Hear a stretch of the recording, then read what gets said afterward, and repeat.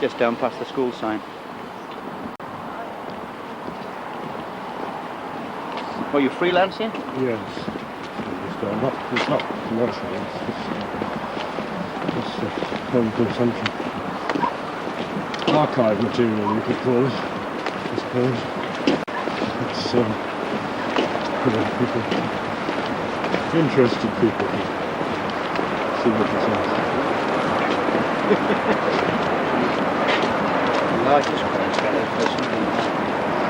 Unfortunately, my camera only takes pictures in the light. Oh.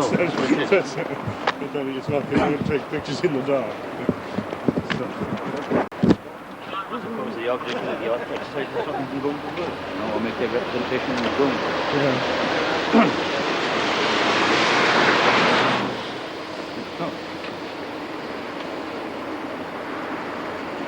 Is he smiling for you? I don't know, I can't see him. Not a smile off, am I? I'll zoom in.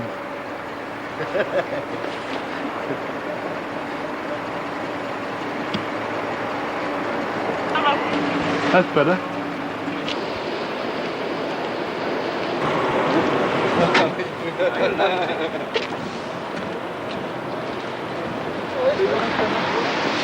You want to go up on? 1,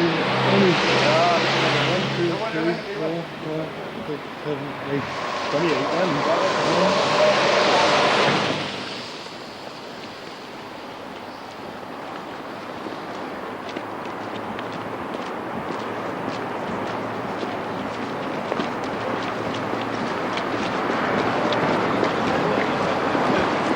This is the way they don't, this is the road they come up over by here, right? But, I don't know whether you want to go over there or do that.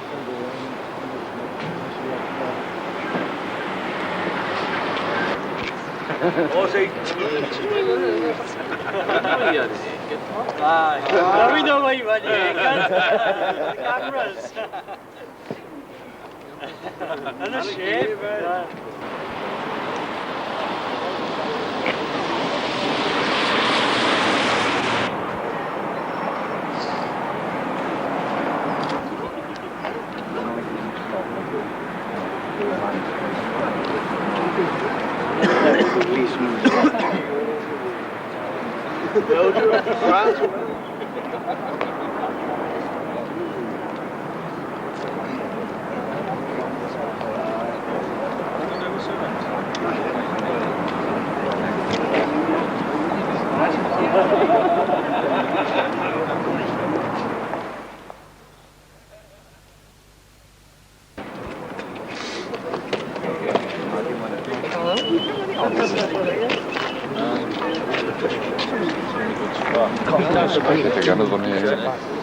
How's the morning up there though? Right, the first morning they went back.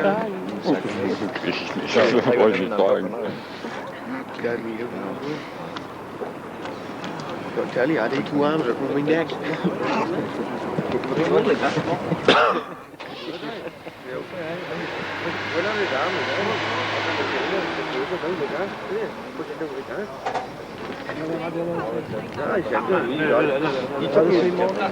God, horses in Lamwood, June, July.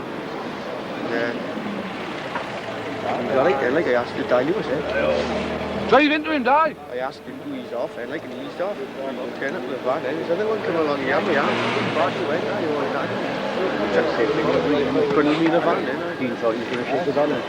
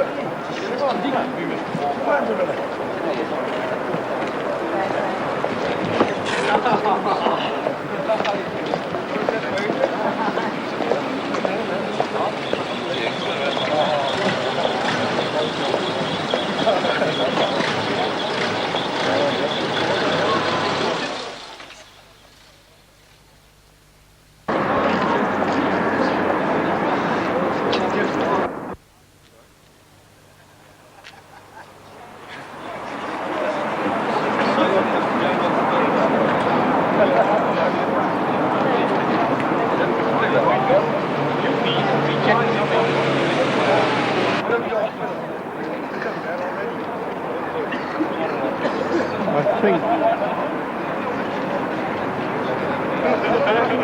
That's why you have to obey the orders.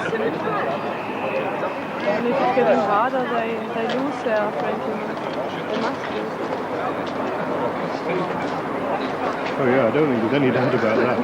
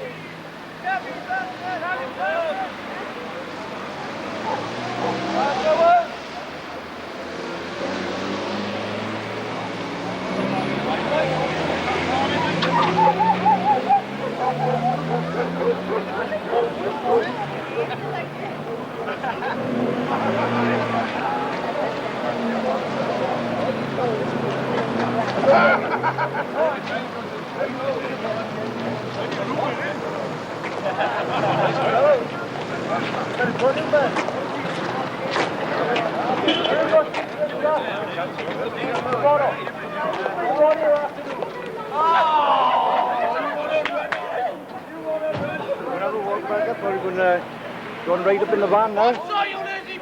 Going to ride back up in the van or?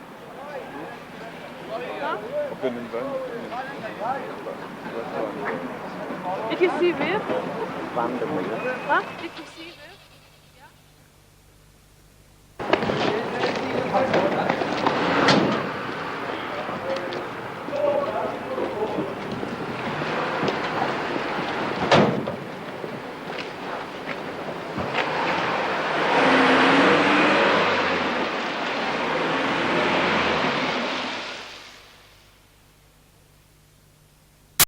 Oh, God, look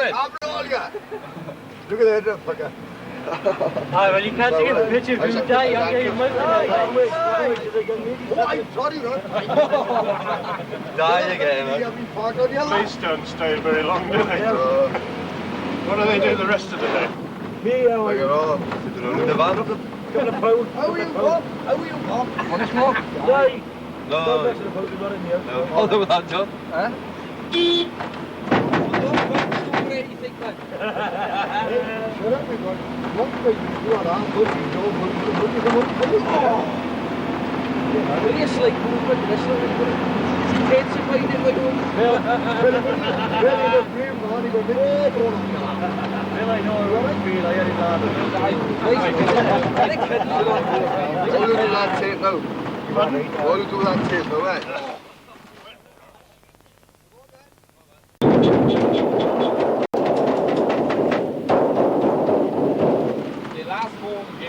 Dat is 50% interplay, hè?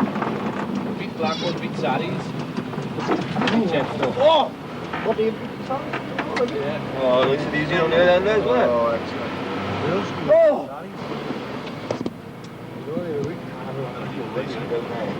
The policeman started walking down. So what he didn't know was I had the camera switched on and I was recording the conversation. Yeah, but I set the microphone back to the round position so that it would hear. That's that inspector, is it? Is that inspector? I set the I thought you took a close-up shot of them down there, exact. Yeah, that's right. Well, there was not much I could do because... Lawrence, eh? Oh, Ginger. Whoa! We're getting the bloody bar bent again, you man.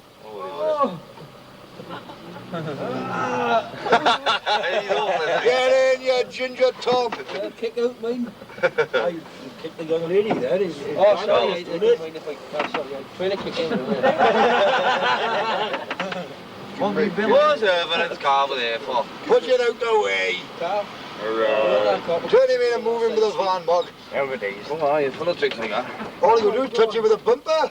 Coming forward. You already mean? Look at that.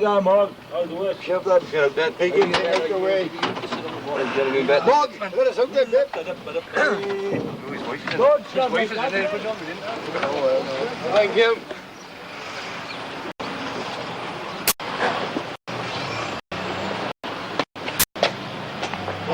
Cool. Yes. Around pull, push.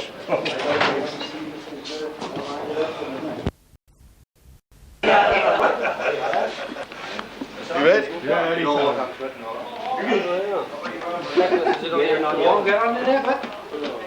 John, come and sit down. Tell him. We want some salad on there. John.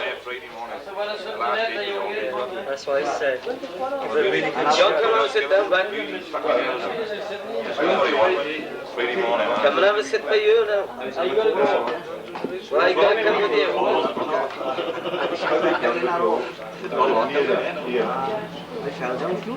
You didn't do it, didn't you? Sure. Come and be on television, man.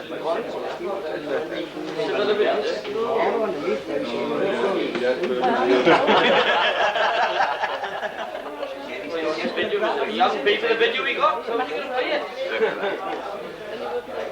9 months in arrears. Well, they run them yesterday, look. All right, Jim, I know.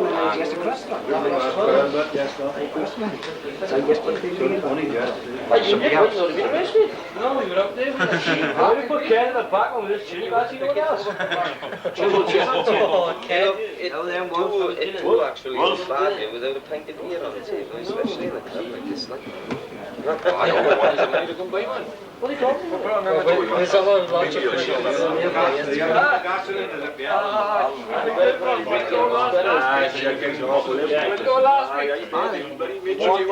you want, lads? What do you want to drink? What do you drink? Let's have What do you want to drink? No, we avoid that because normally You think that's bad? well, we don't drink in here normally because we haven't got the money, but it gives the wrong I impression. know, that's why I didn't want to do it, but I heard somebody talking about it and I don't mind. We're on the slide, yeah, we don't If you know. can- Some classes all the same. How's that phone? Answer that phone up there. Right now. Anytime you want to start talking, I'll just keep filming, you know, and then if there's bad bits, I'll Yeah,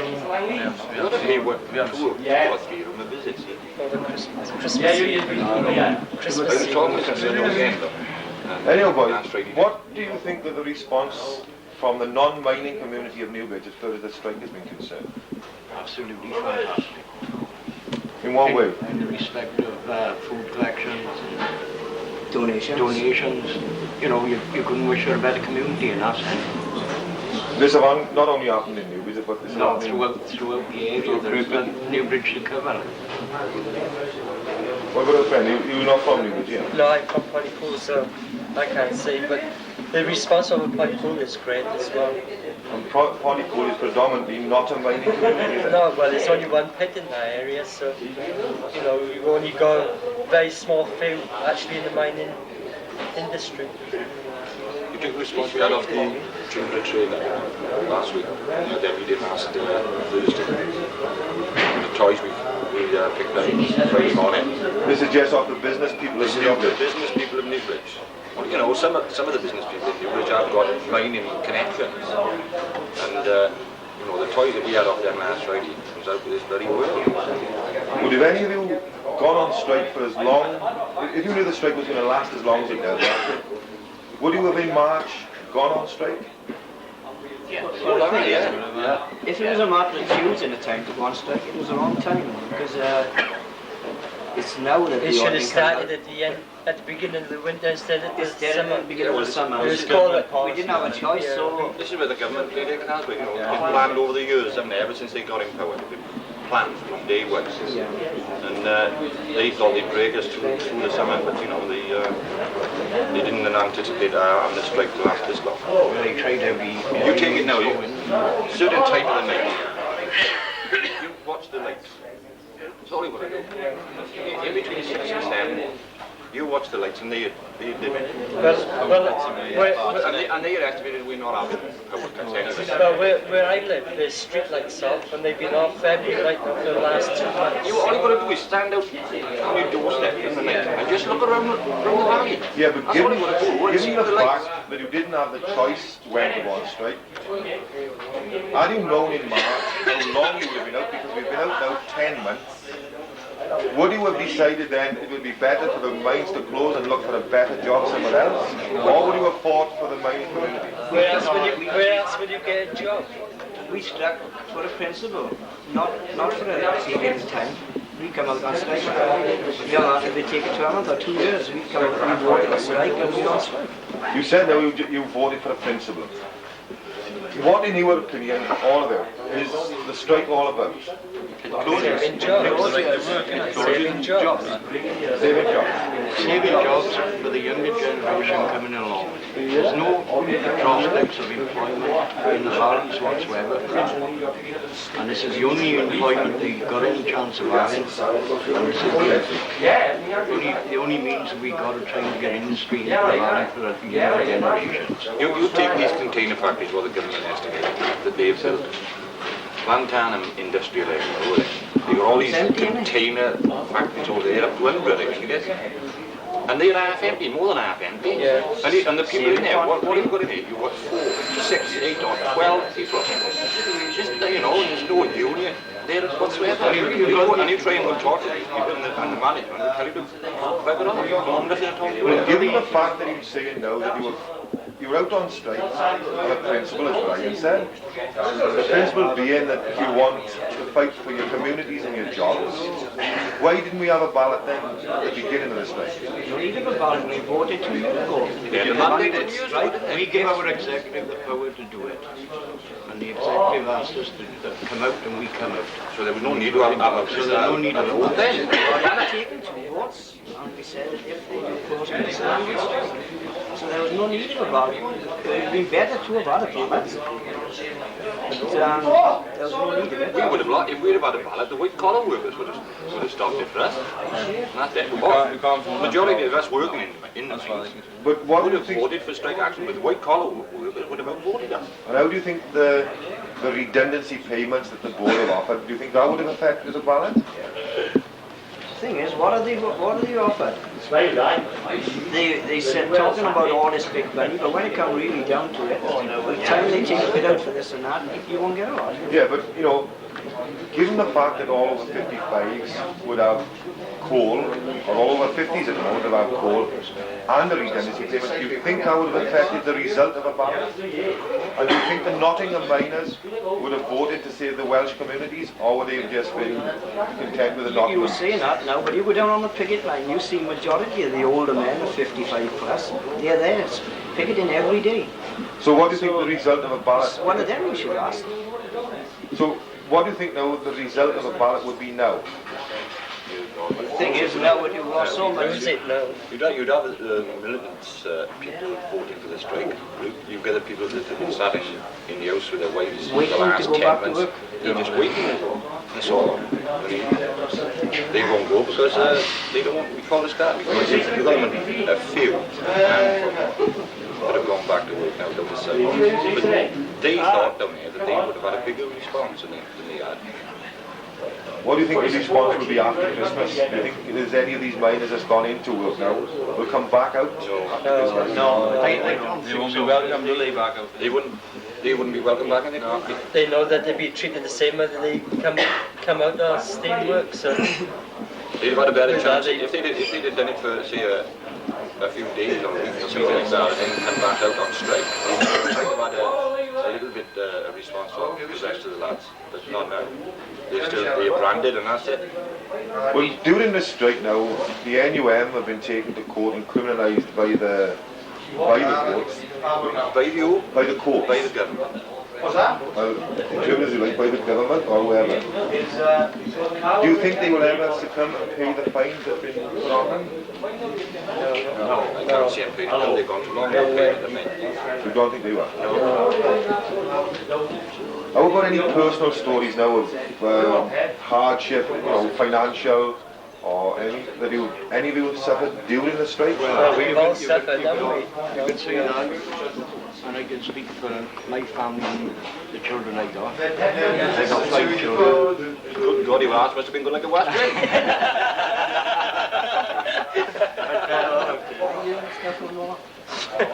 But we survived the strike with the support of my wife, and like the rest of the boys, they had their wives behind them throughout the dispute.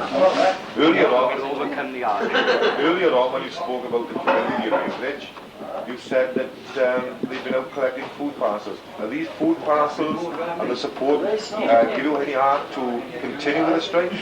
Without a doubt. Oh, I think it are. Yes, Will be able to continue. without we just couldn't survive the strike, I don't believe. And with the support of the communities in the form of food parcels, that have enabled you to carry on. Yeah. Well, not only that, you can't just look at that side, but you can look at your wife's citizens as well. But if we have not had a wife, I think hell of a lot of men have been really down in the mouth when it comes to their wives. How about, They have given us the full support of the thing. They got themselves involved in everything. how do you manage to pay your electric bills, your rates, your rents? If you've got a car, how do you manage to pay these things then? If you were on strike and you're receiving no strike pay whatsoever, how do you manage to pay these things? The council has helped us with the rent and the rates. But the electric bills, I got 2 electric bills a year, I haven't paid yet. What have been the response of your local Labour Party? Excellent. They've stuck by you throughout the strike? Yeah. And they've donated, I think it's 200. That's history now. The Labour Party in this area, and, I think it's £250. And even now, plus what they the councillors like Mayor Ellison and Jim, they've got a check in every week. And they've got like 4 veins of supplied food parcels to them members. I can only speak for our side, when council is Labour control, then they've been absolutely excellent. Everywhere. What is your opinions of police behaviour on the picket lines? Have there been any misbehaviour by the police? It depends on who's in charge. Some days you go down, you have a laugh and a joke, you have a push, and the police have a laugh with you. And other times you go down there with different people in charge, and it's a different atmosphere altogether. What do you think will be the relationship of the police and the communities, or all of mining communities, not only Newbridge now, throughout the country? Do you think there'll be any strange relationship? They've lost The old village style policing has gone. And that's what it is, man. They'll need to go back to Take generations together every time back. Even the next generation won't trust them.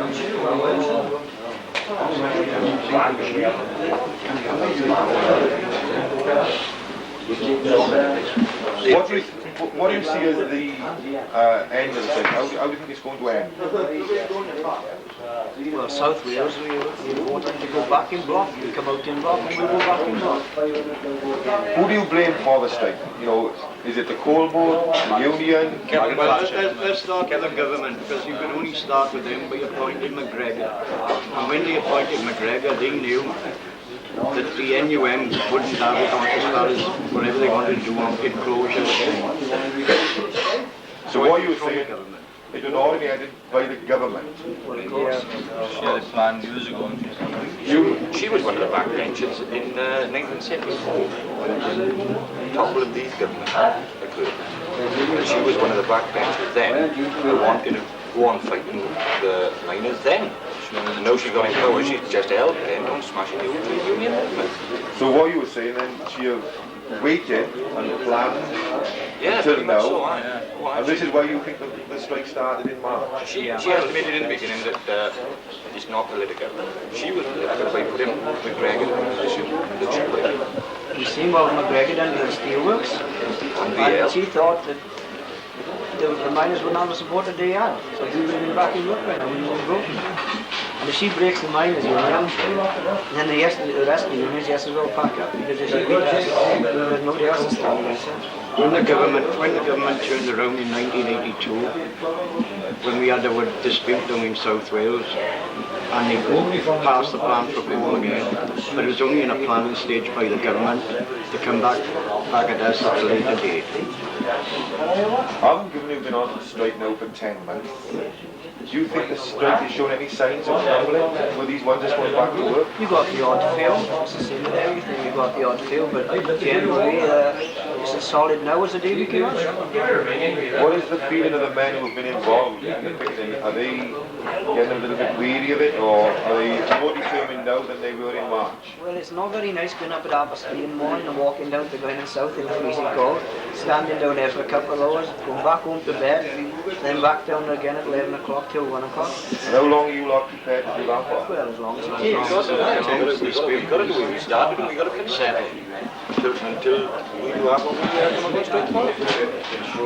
What is your opinion of these men that's gone back into work, the scabs? Well, they got the right word from them, they're scabs, and that's all they are.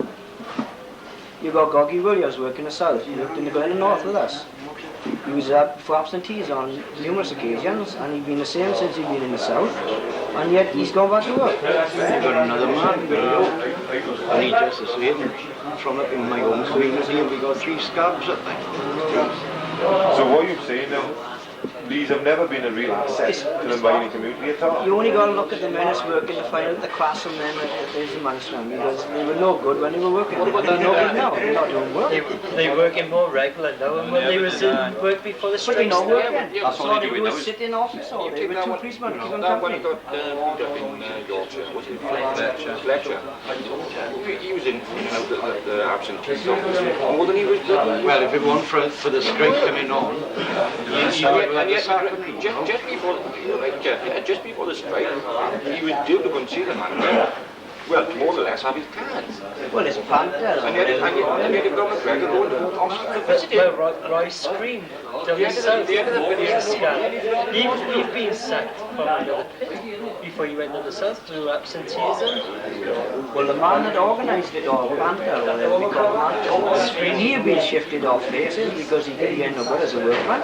Have you got any actual scab stories? Have you had any contact with them? well, the only contact that I had was in the club in the morning. I sat down right in front of the door when I got in. I just called him a scab, and that was it. To my own mind, he was a scab.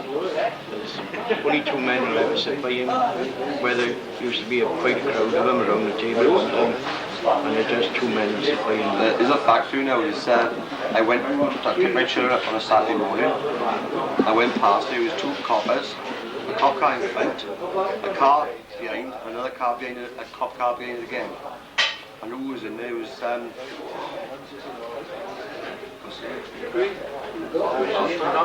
telling now.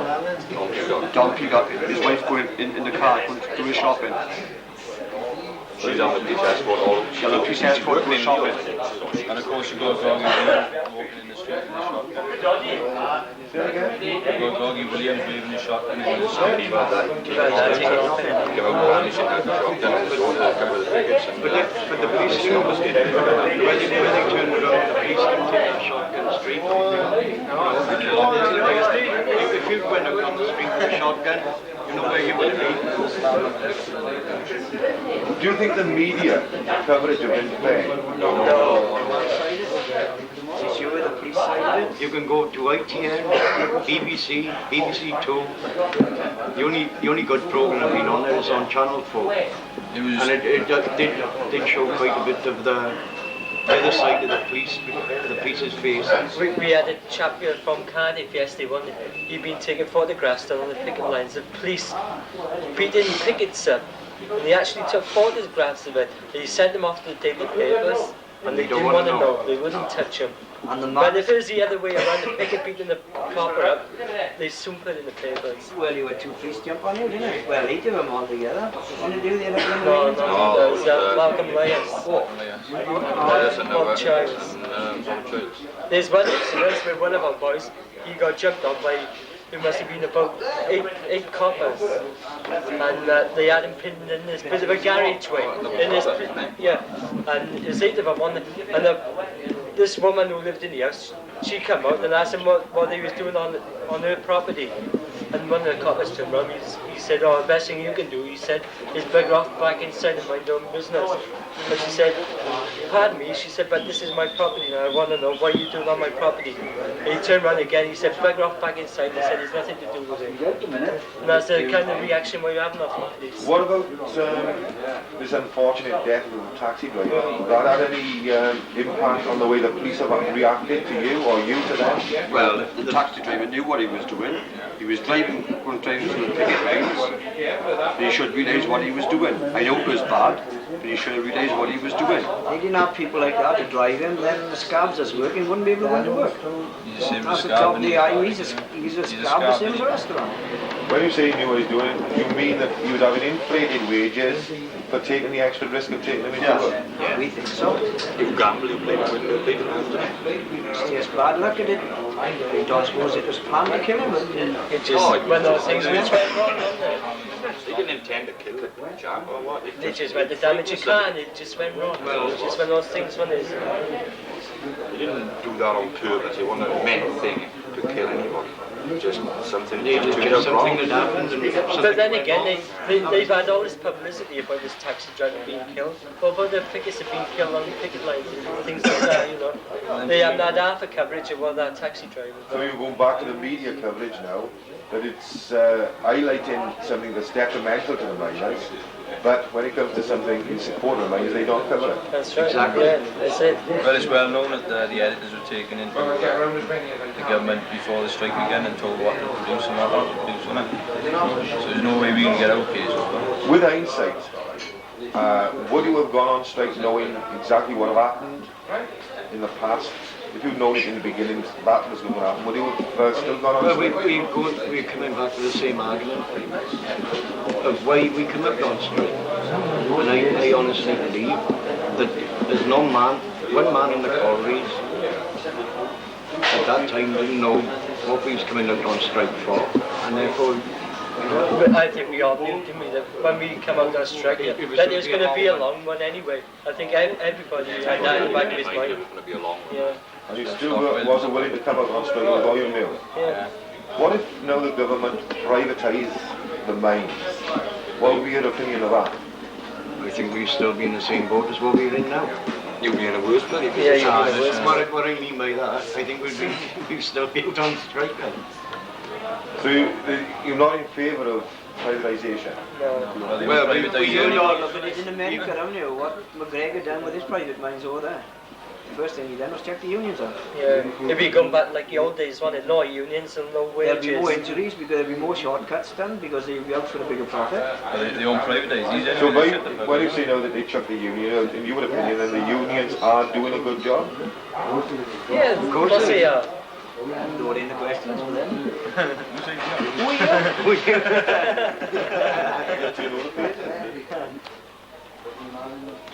Have this done anything, this strike now, for your political education? You know, have it made you more social aware that as a community you've got to fight as one, mining and non-mining, or was you of the same opinion before? Or have the strike brought it out a little bit? Well, we're generally a mining community. Everything in the area is to do with mining, really. Yeah, but politically now, you know, we've spoke about the government's intervention, the government's planning. Have it made you more politically aware? Well, we know from the right how far to the right this government actually is. Compared to us, the one, some of us was moderate left or moderate people the strike started, and I think it had pushed us further down to the left. Well, you've been involved when you've been away to different places now with other unions other than the mining and the NUM. Has that give you any social awareness, or, you know, we spoke earlier of communities supporting it, which is social awareness. Well, you're saying that now. When we were down at Hinkley Point, they're mostly conservative down that area. And there's only one pub that they would allow us to drink in. All the other pubs wouldn't serve us. If we went in, you'd go in, they hear your accent, you were from Wales. Sorry, we won't serve everything. We kept one pub open so they know where we were in the night. What do you think of the women's role in this strike? Excellent, isn't it? Fantastic. The thing is kept us going, isn't it? Without the women's support, as we said earlier on, very emotional, without their backing. And especially the North Brennan here, because they put the meals on for us when we come back from picketing in the mornings, and we had a good meeting, a good talk after we've been to discuss what had gone on. And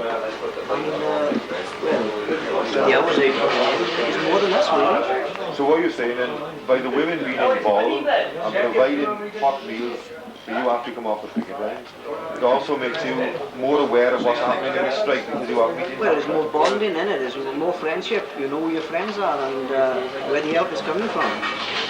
Do you think the women will stay as active after the strike in different ways? Because I think they will. Yeah, no, they are all talking about it now and again, like that, you know, there's a need for them at the moment. Will there be a need after the strike as well? That's the thing. They are filling a need at the moment. But will there be a need for them after the strike is over? I think as far as their political aims go, I think they've stopped down the Labour Party or joined, those women that well, I know that there is a Welsh women support group and they are adamant that they are going to continue after the strike. So I would think yes, have said that the strike will go on. Have you had much support from women outside the non-mining women, Well, I went to Bristol last Friday and donations that was coming in there, and that was quite a few women. Not only clothes and money, but toys for the children for Christmas. And, you could fill the lorry up with the amount of food and stuff that not only clothes, blankets, everything. So I mean, it isn't only the mining area around here. There's no mining in Bristol, but the support that they do. See, it was in London when he was up there, there was a lot of women out there. Well, what's your opinion now of what Thatcher is saying is the best? To the miners, this has been the best deal offered to anyone. Such a redundancy. She's got to say that, haven't she? She's got to speak like that to the rest of it, so the rest of them can she wants to try to do all, but she's not doing this sort of thing. And Taylor said she was on the news. She said she's not going to budge. The thing so is, we're going to go back to work. She's not going to budge. Yeah, but now Arthur Scargill is boasting that he hasn't moved an inch since last March. So do you think it is a personal chance? He can't afford to, can he? He can't afford to. Can't budge on jobs, can he? Like he thought just best offered us any time, it was a good offer. They say about the support we have.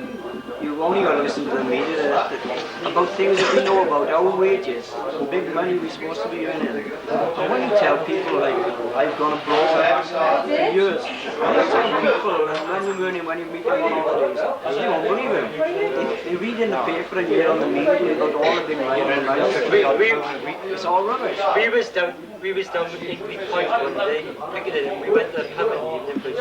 It was in this, stood up at the bar, and this woman in there, and she's a Tory, like, because in the big Tory area down there. And we happened to be talking about the strike and different works and wages. And she turned around to me, she said, but your wages is so fantastic, she said. And this happened, one of our boys now had one of his own wage slips on him. He got it and showed it. He said, you are. That's why I work fast, why I take home for after stoppages. And she didn't believe how wrong it was.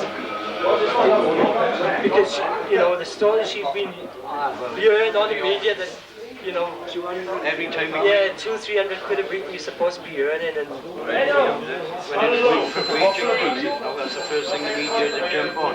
The amount of money, or your average wage now, from the top man to the bottom man. The popular belief has it now that mining is a hazardous blast. It injures your health, like with dust and all that. Why are you so determined to stay in the mine? Well, the mining. What else is about here apart from mining? There's nothing else to do. It's the only employment we got in our world. If they shut down pits, like this valley now is just 2 pits left. if they shut those two pits, where else are we going to go? You can say that we got a lifetime on the door. Plus the industries will go with it. Plus other industries which will go with the pits, which a lot of people don't realise. That if they shut the pits down, there's other jobs outside the mining industry which is just connected with it, which, you know, a lot of jobs in that is going to go as well. But what if this government or the next Labour government was to say that we would bring industry into to South Wales and take what the money into this industry, but we still... They say that, why don't they do it now? What all the empty factories don't overcome brand, honestly. They promise people us on the door. They promise that we'll shut the collieries down, we'll make other jobs for you in other industries. Why aren't they doing it now? It's alright. Saying that. An employer will come in here tomorrow, he's here for a year, you've had all the government grants, and then he's buggered off, and he will let back on the door. Well, you've experienced this here now. Well, you've had furniture factories, there have been 3 furniture factories up in the Cumberland Valley that I know of. Before I went in the colliery, I was working in a factory, and it was hot and fried. I was in either a year and I got made redundant. I was on the job for 3 or 4 months, and I went into the mining community. What is your opinion of the Tachi who have just said that you were too old at 35? They want to give their children their job. There's a power cut now. Blame it on the miner. Everybody, the Bob's gone. Jim! Aye. What is I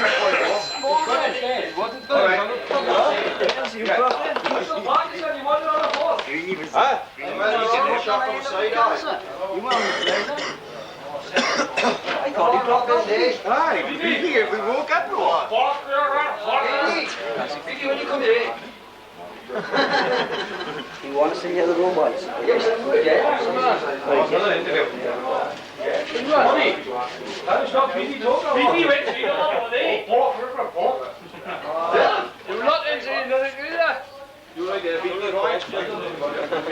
at the question, beef frosting, I've answered. Can't you? I've learned to read yet.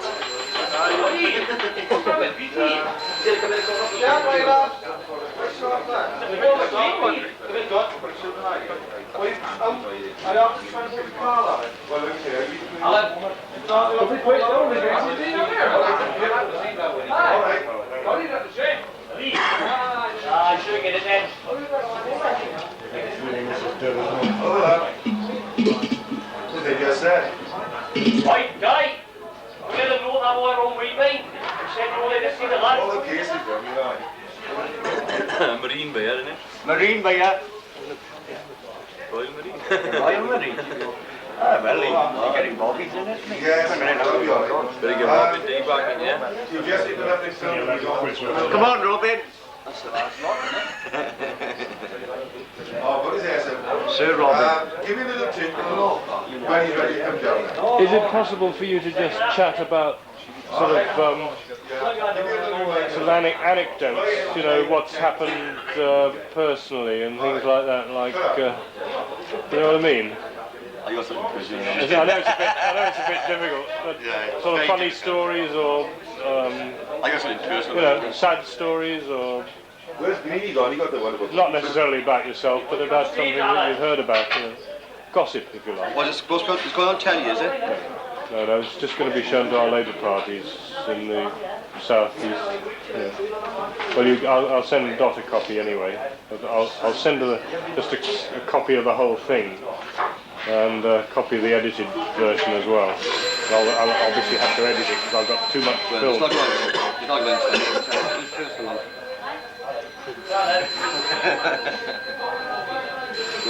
What happened to me was? Have you asked all the questions? No, it's, that one you just asked about, are you supposed to see on it somewhere? It's good film on those scabs. Well, that's supposed to be on page 2. Well, it doesn't matter what order you ask them. No, I come down as far as where we was going to ask him what I think is coming out of the strike. You've got 21 questions, they've done about 20. Oh, well, that's not bad. They're not word for word what I've got on your mind. No, I realise. It's alright, you're doing very well. Oh, I won't get a night out now. You have to tell him what his job is. Well, not for anybody's job. There you go. Bless him, Keith. Remember your ship? No. Too bright over there. Were those balloons deep? Where's the green man gone? Greenie. From Clive. No, it's not. Toilet. I get into there, you camera shy. Aye, always camera shy, but... Maybe it's camera shy, man, eh? Yes, it's good, yeah. No. Just in the picture, I need eh? a second after you. You got the adverts on now? An advert at the moment. Kitty cat. You don't need the gremlins.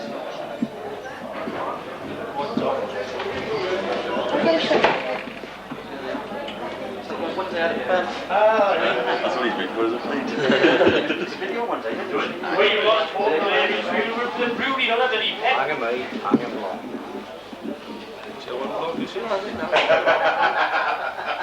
No, I fell asleep. I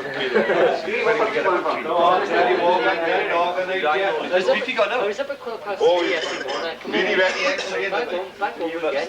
Went back home. If you can get him to just chat.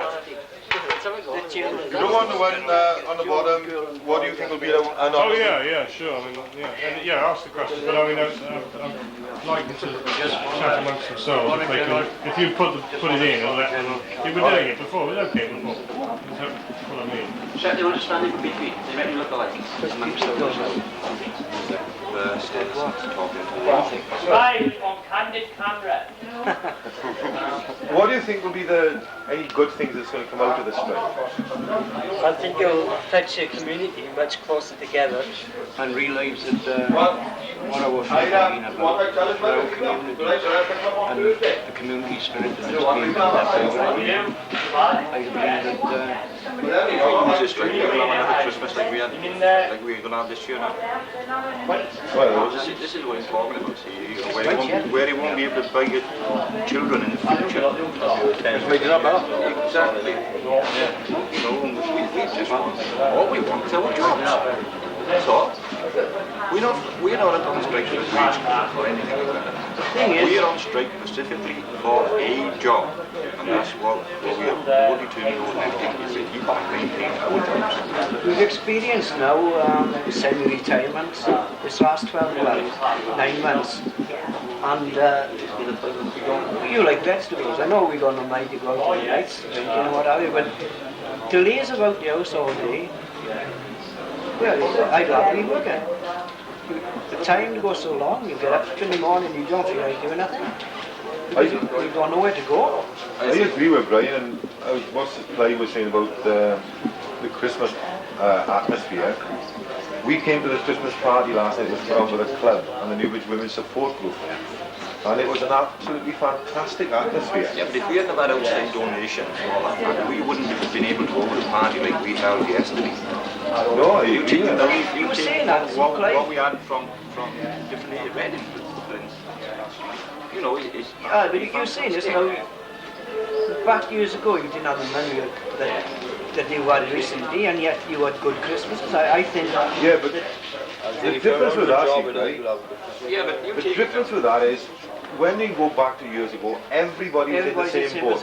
Now you've got a minority in a mining community that's on strike and haven't got the finance to do it, whereas the majority then have got some form of income, even if it's unemployment benefit. They've got something. I know, since you've been on a strike now, there's more friendship amongst the men. You talk to men now that you haven't spoken for years and things like it. It have brought you together, closer together. Again, what it used to be like years ago. Yeah. And it Now, years ago, if you wanted somebody to go knock on neighbour's door, and you think you now the next door down, well, it's coming back to that now, because you haven't got the money. One another is helping one another out, and I think it's bringing the community closer together. Because everybody's in the same boat. How would you like to see the strike end? What in your opinion would be an honourable settlement? Total victory. I think a clear case as in 81 when we went back on a compromise, you know. When the government was supposed to have done this U-turn when we covered over 7 pits were going to close in South Wales. And then about 18 months, 6 of those pits were closed. So the compromise basically just defeat. Well, at the moment I have the opinion that total victory is being sought by both sides. Government, excluding both, government and the union. What is your opinion of this third body? You know, at the moment they've offered NACODs a third body of people that will intervene and give advice to the coal board. My personal opinion is that that's no good. But if they were to give that third body of people powers to say to the coal board, you accept on those terms, and to the union, you accept on those terms, I would accept it. How can you have a third party in it now when you've got one group in one room, another group in another room, and a third party in the middle, going from one to another? The only way that the third party can intervene is to have the three of you in the middle and be like a referee. All three groups here. When you go in separate rooms, even walking from one room to another, you can't say exactly the same words or transmit the same words and the way it's put over as you can when you're speaking face to face. Well, the third body will only come into it, wouldn't it? If the two main bodies, the coal board and the union, break down. But if it come in my opinion, it's got to have teeth and it's got to be able to say, right, well, that is a fair settlement and binding to both sides. But at the moment, it's only advisory. What about all these agreements that were signed and put on the table, signed and the third party as witness, and then they turned around after McGregor and took them back off the table? Let's be honest about this. That's it. We're not giving it to you. What's the point of having a third party? The government was a signatory to the plan for coal. I know it came under the Labour government, but it was there again. The agreement was signed again in 1982 by the Conservative government. And now they talk about their trade unions that want to break all the agreements going, but this government is breaking one big agreement with the NUM. I think this third party is a whitewash. At the moment, you know, I agree that when they say they're going to close pits down for uneconomical grounds, that the coal board can manipulate a pit into becoming uneconomic. You know, we've had 5 independent accountants talking about Cortonwood. Now, Cortonwood, according to the coal board, is losing £30 a tonne. But according to the independent accountants, they're taking out such overheads as buildings and all that belong to the area in itself, and then Cortonwood is making £6.50 a tonne. So yes, you're right, we've got to have somebody to settle these arguments and what is actually uneconomic. So we still got to settle it one day. Yeah, we all know that. But if it comes back to a vote, what sort of things are we going to be able to settle on? You know, I agree with you. At the moment, we are not a step nearer to a settlement than we were in day one, because the coal board are saying that these other pits will go into review. So we've experienced reviews. How long do we actually go on with the government that is not willing to keep to agreements? You know, if a government can tear up an agreement today, it can do it tomorrow. Yeah, but on those terms, Jeff, we are eventually going to have to put our trust in some signed agreement. I agree with you, mind, that the Cortonwood had men transferred to it. I keep using the Cortonwood because it was the one that started the strike. They had signed agreements that McGregor just overrode, but at the end of the day, we still got to settle. Well, you know, you say about an independent body.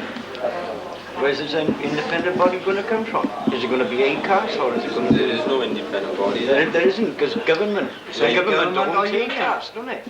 The best description I have heard of an independent body is somebody who's dead, and that body is independent of everybody. But that is the only we still got to settle it. So, you know, assuming these TUC talks that went between the government and the TUC were fruitful, and if they come to a ballot or an accepting or rejecting of a scheme, what would you boys? You you've got to make your mind as to what you want to accept either one way or the other. Well, you've got to accept something. I believe we've already accepted an agreement got to be made between the coal board and the NUM, and that's the only agreement we want. You know, where did it keep coming back to an independent body? The only agreement that can be made is between the NUM and the coal board. Yes, but David now just said that he says he will accept total victory on the union, or by the union. Is that the feeling of the rest of us? Well, you're asking us now what we think the agree, what ought to agree and who's doing the agreeing. We've got people that's getting more money than us and a better education to work all this out, and they can't find an answer, so how do you expect us to do? So what are you saying then, that you've got sufficient trust in the leadership of the NUM, well, that when they recommend acceptance, we appoint them to speak for us? And this is what I think is too much is going on. You got different people asking different people instead of going to the men that we elected to speak for us. And when it comes down to it, they're the ones who got to do the talking every day. And if everybody else stay out of it, well, it'll be better for everybody. I don't know if I agree with them, Brian, because the leadership should be doing what the grassroots want. Well, and we're the grassroots. They're negotiating what we told them to negotiate. If we got a problem, we come to you. Yeah. And then you go to Pontypridd, then Pontypridd takes it further if it's something that's radically wrong. But them people up there now is only saying what we told them to say in the beginning. All the grassroots is telling the leadership is we want the right to work, and we want the right for our children to work, and that's all they can negotiate on. And it's up to them now to do the best deal that they can for us. Getting lost on economics and economic bits is a waste of time. We all know that there's a colliery on the road here, the south. We all know that's going to close. There's no argument at all. There's no argument at all. There's no call in. We haven't got no. We've accepted it. We know. Well, what more do you think the TUC could have done to help us? So, you've been up on strike now for 10 months. The TUC took a decision about non-cooperation with the Tebet law. We and the TG&W have done this. What is your opinion that the TUC should have done to support us more? They say, you know, that they're supporting us in a lot of ways, financial and what have you, but they should come out in the open and let the people know what support they're giving us, because after they say we're getting no support at all from the other unions. Why don't they come out in the open and let it, you know, and say what they are doing, because they are doing, they're giving us money to keep us going. But moral support they should come and give us. They tried to give us the money, but they should speak out and say they're either for us or they're against us. We know where we are. And they cushy jobs and they don't want to... So what you're saying is, the rest of the trade union movement should have at least done the same as the railways and the dockers. Show what support they got for us. But we're not just defending ourselves, we're defending them. We're defending their jobs in the long run. We talk about the dockers and the NUI. They're about the only ones that really give us support.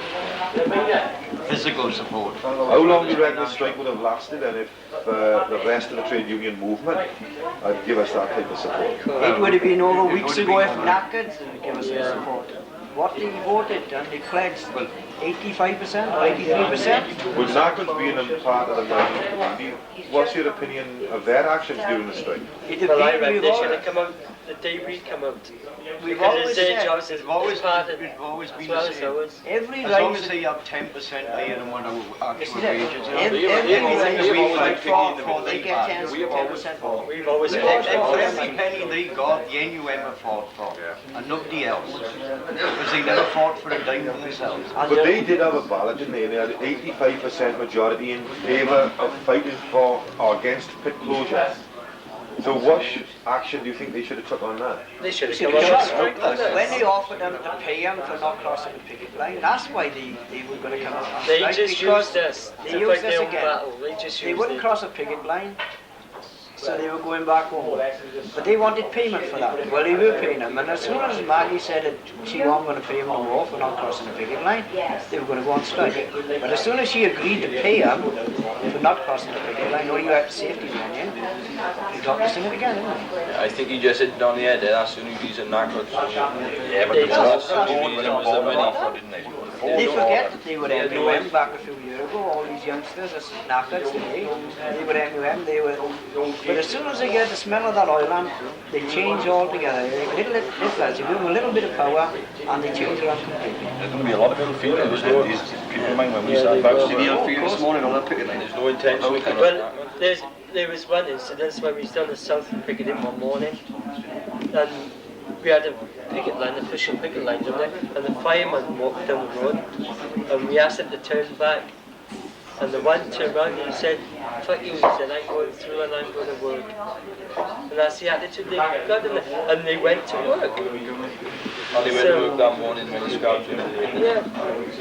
Do you think that the knackards realise that their job is on the line as well as ours, or are they just content for us to do their fighting? I think it is It look as if they are content for us to do it. They haven't got to lose money to fight for their job. The last year, NACA members joined different companies talking about we want to go on strike. If they say that, why didn't they come out on strike?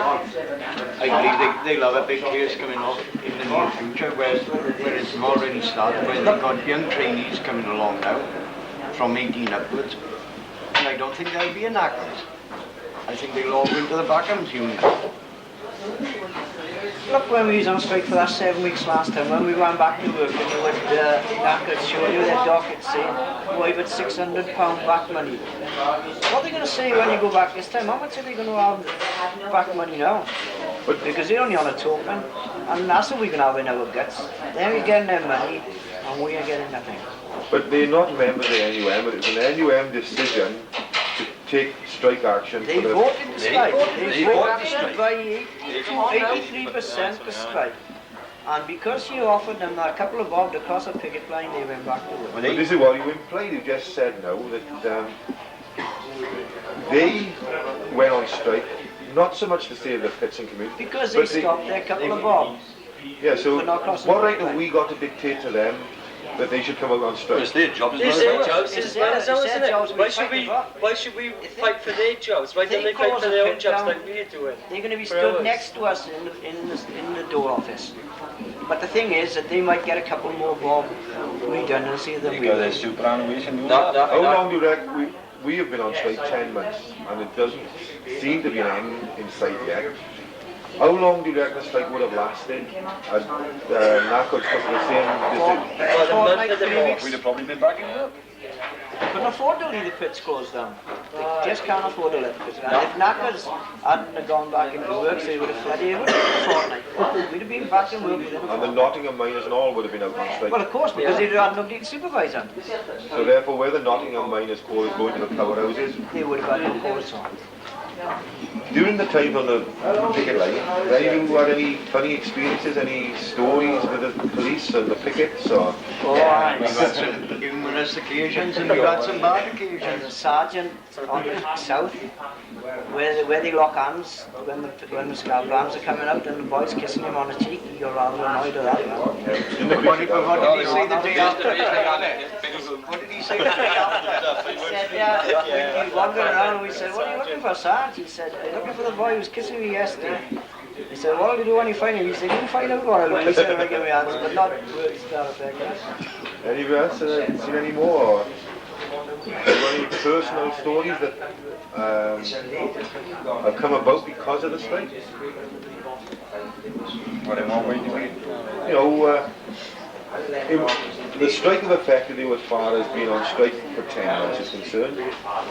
Have it affected you any other way, you know, like the one Brian just told? Have you experienced anything? In violence and all like Well, violence or anything.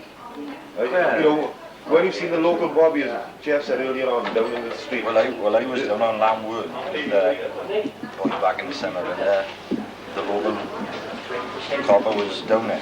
I was walking through the police pickets. And I went past and he said, I'll have the one with the red corduroy trousers. And I turned around and said, yes, you can walk around past and you walk back. And I'll have you. You haven't spoken to me since. You wonder why. You said you recognised the police. Do you think the police do anything to recognise you for future dates, like? Or? We had incident with my own car up at the Marine where there was a blow up in the morning on the Tuesday where they had the women on the Monday prior where they had the police had them in the guns. And then on the Tuesday, of course, he was up there and then taking photographs. You know, I don't care who's been on the picket line, they all know they got their photographs taken.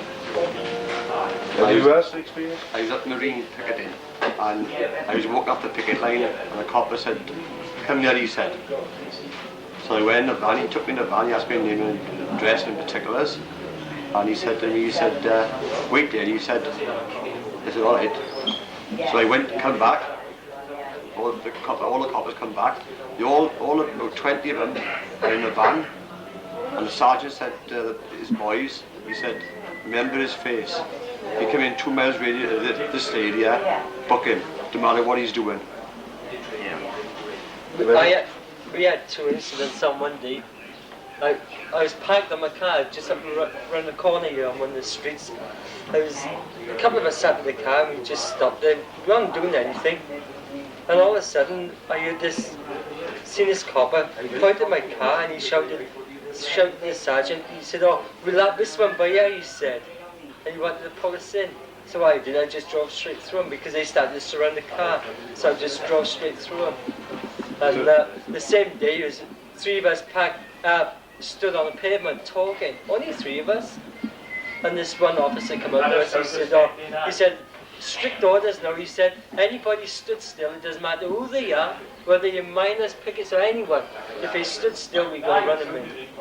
Do you think we have taken this attitude with the women on the board of picket line as well? Yes, they do take that. The boys walked into the south one day and the inspector said, anyone have got brown duffels on, arrest them. And they were just walking from here. Pointed them out. And he went, aim, you know. They pulled 8 of them in, just because they had brown duffels on, walking down Do the you road. think the police do this to frighten them from going on the picket lines, or do they actually carry out defence after? To me, it don't make any difference whether they try to frighten you or not, because you're still back on the picket line the next day. You're from bail, You've got to go back on the picket line no matter what happens. Yeah. Let's be fair. You know, they're not going to intimidate us to that extent. Where are we going to be afraid to go there?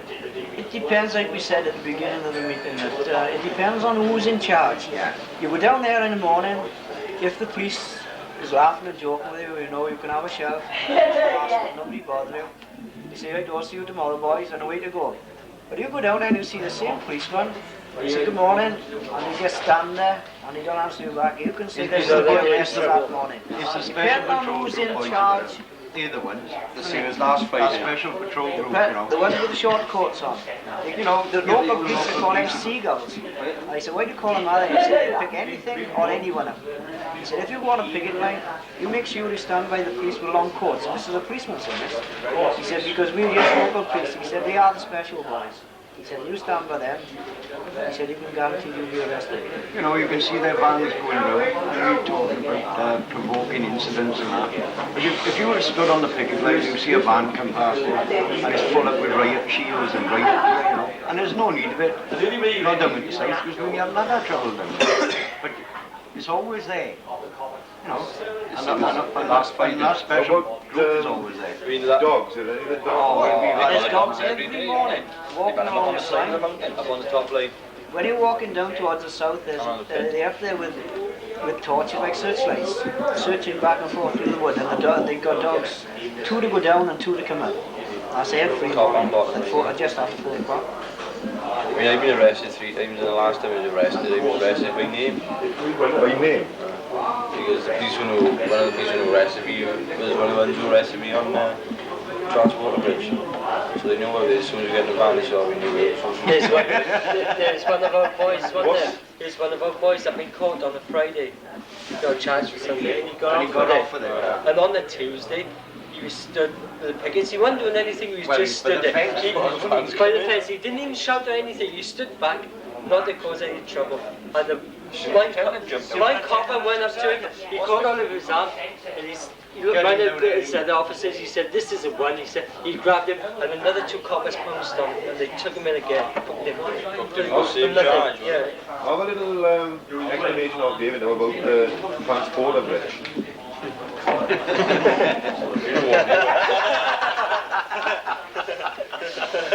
want to be bullied on it, Alan? Come on. You was only walking down the road doing nothing at all. You were arrested and spent 31 hours in the slammer. I thought you were selling very good one day. I don't know, what do you want to know about? Well, like I say, we was talking about the transporter bridge. Transporter bridge in Newbridge, as we all know, transports the traffic over the river. And David and myself were down there, and we had been arrested for actually just stood on the tarmac. Instructing the police officer, one of the original charge. Yeah, and we were in jail for 21 hours, and they have taken our charge now further than just on a magistrate's court. Sometime in the new year now we will be up in Crown Court for the charge of unlawful assent. There's 40 of us involved. How are you going to manage it if you've got to do 2 years in a slammer? 7 years maximum, isn't it? Aye. See? I'll be having every time a day. In grey now, we'll be bloody white. It's only you lot that made me grey. There's 39 of us on and 38 of us are supergrass. Bill Good will carry the rap. All senior officers are going to carry the rap for him. Let's change the subject.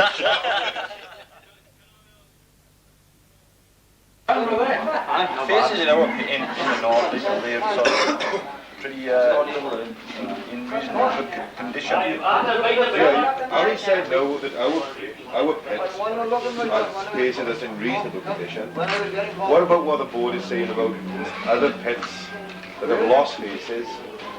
Do you think those faces will ever be reopened? How far the board determine how bad the faces go? You take the photographs that they have did in the papers. Without our own inspectors, our own safety men, they've been doing a fantastic job. Yeah. The media don't really they are. But you've got the NUN safety covering all these collieries.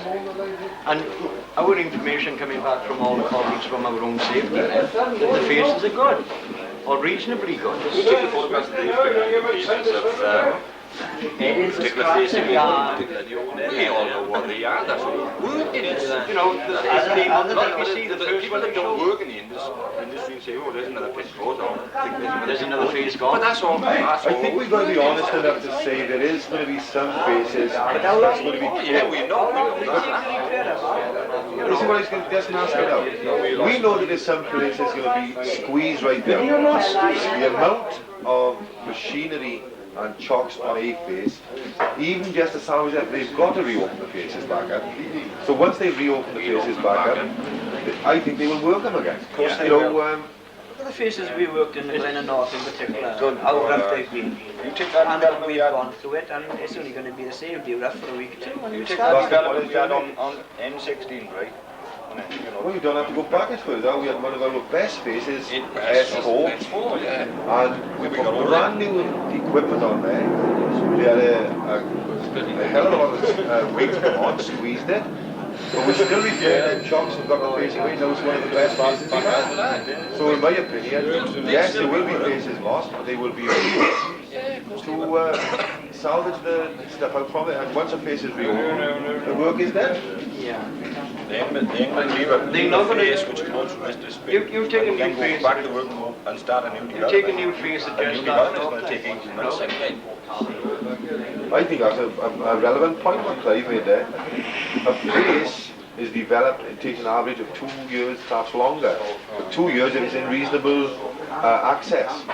And that is the lifeline of any fit, is to the development. So I agree with what Clive said. They would sooner reopen a face that had been weighted than one that develop a new one. Yeah. Even if you've got to drive the road 30 yards, didn't open up inside. All you've got to do is just run it along the side of the face. Yeah. And then, from there, you know, the cold. Well, of course, we don't know what the media is trying to show to the general public. But we don't know ourselves how easy it was to start off a thing. We know the people that don't work and never have worked in the industry think this, we know we have processed. We know ourselves that they can be work when we stand back. I think I was proved in bed song and one of them photographers down there and he showed them at the corporate and photographing over again. Well, we know it's sacked everything. Clive, especially myself and Brian, know in the Glen and North, and Ken, because he goes at the top. If they went, But if they went up on top of that,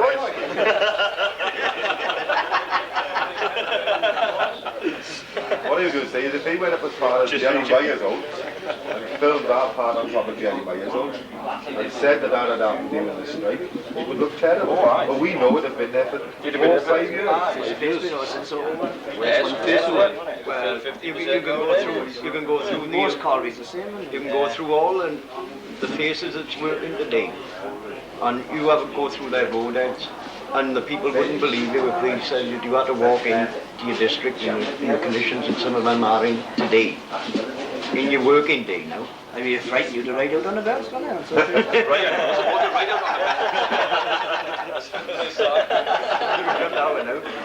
What about seems to be bad mechanisation in the pits? We spoke earlier on about L passes underground. What's your opinion of the dust conditions underground now to when we had conventional places? Worse. Dust conditions are worse. Why? Well, modern machinery and suppression. And not only that, it's ignorance on the youngsters' part, a lot of it. The older, the minute ends are finished in the pits, all the old men, especially in the north, and the youngsters just don't seem to give a bugger today. And they work in any conditions. What about the bonus system? Is that any? Well, that's it, isn't it? It's some money. I think it's worth mentioning too about the bonus system that the majority of miners voted against the bonus system. But they used the same rule, which they condemn it now, for bringing us out on strike. They use the same rule to introduce it. So. But it's only your Tory bloody colleagues up in Nottingham and Derbyshire and all that. Where they can earn it's actually taking away the back to court. What on the phone, man? But we're in that position. They liked it when Rule 40 was implemented for our bonus scheme, but they don't like it now that we're implementing Rule 41. Gormley got a bloody negative for using it then. What's your opinion of Gormley compared to Scarga? I reckon No we would have been better.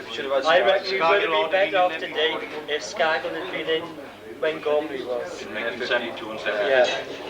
Scargill came in too late.